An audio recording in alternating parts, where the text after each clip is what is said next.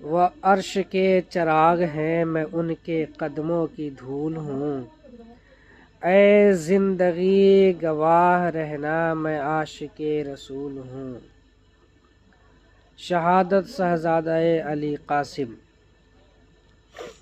7 محرم الحرام، کربلا کی ایک دردناک شہادت کے نام، شہزادہ قاسم ابن الحسن۔ آج کا دن کربلا میں ہونے والی ایک دردناک شہادت سے منسوب منایا جا رہا ہے۔ امام علی مقام کے بھتیجے شہزادہ قاسم بن الحسن، جن کی عمر مبارک شہادت کے وقت فقط 14 برس تھی، میدان جنگ میں جانے کو یہ اس طرح تاب تھے کہ بار بار بارگاہ حسین میں آ کر سب سے پہلے شہید ہونے کی خواہش کا اظہار کرتے۔ جب اجازت مل گئی تو امام علی مقام نے اٹھا کر گھوڑے کی زین پر سوار کروایا۔ ان کے پاؤں بھی گھوڑے کی رکابوں تک نہ پہنچتے تھے، لیکن جب دشمنوں کے مقابل پہنچے تو اپنے دادا مولا علی کی وراثت سے ملنے والی شجاعت اور بہادری کے جوہر دکھائے، لیکن پھر یزیدی لشکر نے گھیر کر آپ پر تیروں کی بوچھار کر دی۔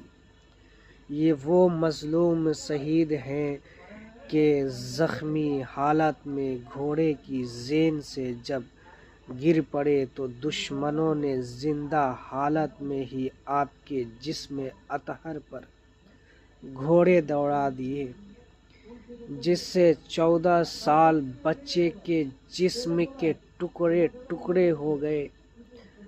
اس بچے کی لاش کو اکٹھے کرتے کرتے امام حسین علی مقام کو بہت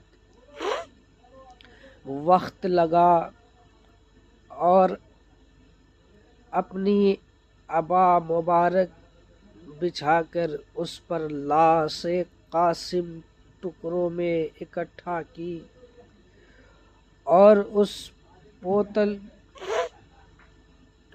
پوتلی کو اپنی پشت مبارک پر اٹھا کر خیموں میں تشریف لائے۔ یہ لاش مبارک نہ کندھوں پر اٹھی اور نہ آغوش میں۔ قاسم کی لاش پر ان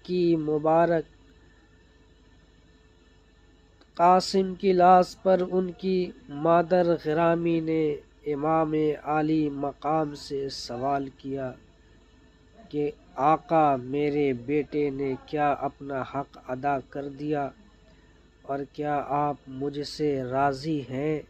امام علی مقام کا غریدہ بلند ہوا اور فرمایا، بھابھی جان، قاسم نے مجھے احساس دلایا جیسے میرے بھائی امام حسن میرے ہم رکاب لڑ رہے ہیں۔ انا للہ و انا الیہ راجعون۔